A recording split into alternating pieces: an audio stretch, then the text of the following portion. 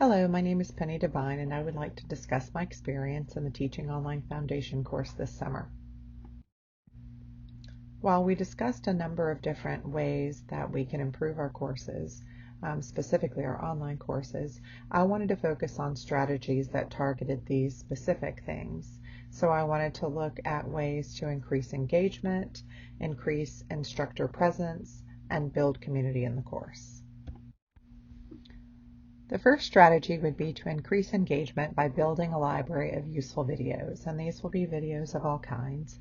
I'd like to start with creating a really fun, kind of engaging welcome video. When I teach in my face-to-face classes, I always think it's really important to take a little bit of time on that first day to really connect with the students. And so I do, a fairly engaging sort of introduction to the course to myself. And I have all the students also participate actively in activities to introduce themselves. We talk about things like our favorite books, our favorite television shows, what interests us in the area of psychology, and so on. And so I'd really like to mimic that experience in the class. And I think by using video and allowing them to be creative, it would be a really fun way to do that. I'd also like to do videos like, for example, a video walkthrough of the syllabus. I always tell my students that, the syllabus is sort of like a contract between us. It's how they know what to expect in the course. I've laid out all of my expectations. And I find that sometimes if I'm not walking them through it, that they're not really engaging with the syllabus and they're missing details, important details that affect their grades and so on. And so I think having a quick video walkthrough of the syllabus could be helpful. I also think that creating ahead of time some videos of concepts that the students often find difficult might be helpful to just have those ready to go. I'll discuss in a second some of the ways that I think I can respond to their needs on an ongoing basis, but I think that I can definitely anticipate a few topics that it might be helpful to have those videos in the, in kind of a depository. So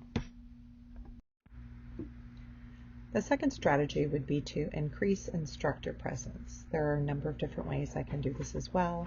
For example, I would like to do weekly video announcements where we discuss what the students can expect in the upcoming week, and then also maybe give a little feedback or reflection on the previous week. So for example, if students are making a common error, that could be something that I point out so that they don't make that error, going on in the future.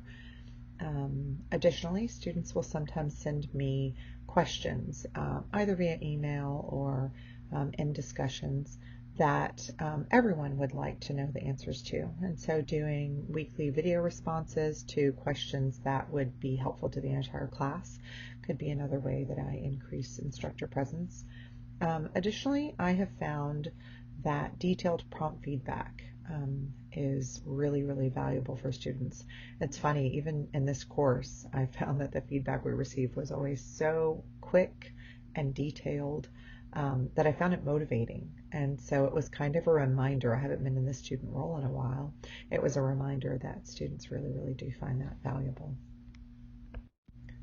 My third strategy is to build community, and there are several different ways that I would like to approach this. First, I think that it would be fun to have the students do student video introductions in response to my welcome video.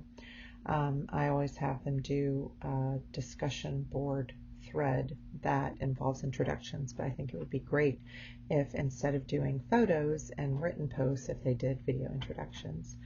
I also would like to incorporate student video presentations. In the past, I have only done the presentations in my face-to-face courses, but with all of the technology available to students, I don't see why they wouldn't be able to do them in the courses as well online. And then finally, one other possibility is to have them incorporate more video and images and creativity in general in their discussion posts. I think students feel really comfortable using technology now relative to in the past, and I think they'd find it a lot more interesting if they could be more creative in their responses in that way. And so I think all of these things together are just some examples of ways to build community. two commitments that I would like to make to achieve my vision for improving my courses are to, one, increase my fluency with technological tools. In this course, I used a number of tools that I haven't really ever tried before.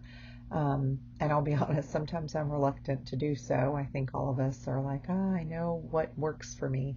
But I found it really, you know, kind of exciting and useful to incorporate some new tools.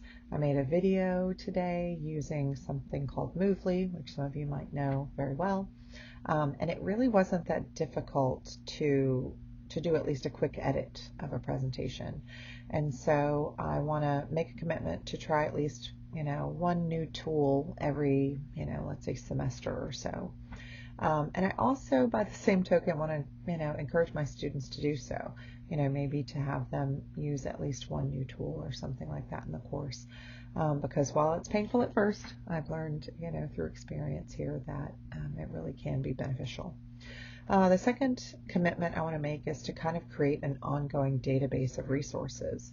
And that, could be things like, videos, like the videos that I mentioned before, building like a really strong library of videos, but also of other resources, of websites, of things that the students may find helpful, of activities, of research experiments, and so on. But just a number of things that will help my online courses be as exciting and sort of, enriched as my face-to-face classes have historically felt to me. Along the lines of creating that kind of database to enrich my online courses, I'd also like to look for videos and technology related specifically to the area of psychology, research methods, human growth and development, all the courses that I teach, to enrich my online courses, at that specific level as well. In my face-to-face classes, I do a lot of like demonstrations and activities, and I'd love to find similar resources online to create, kind of a parallel experience for online students. One huge realization that I had during this training was that the online version of my courses can be as exciting and interesting as my face-to-face classes. In the past, I can recall thinking sort of like, oh, there's some things I can't replicate, but I really feel that we have such, like rich resources now that just isn't true anymore.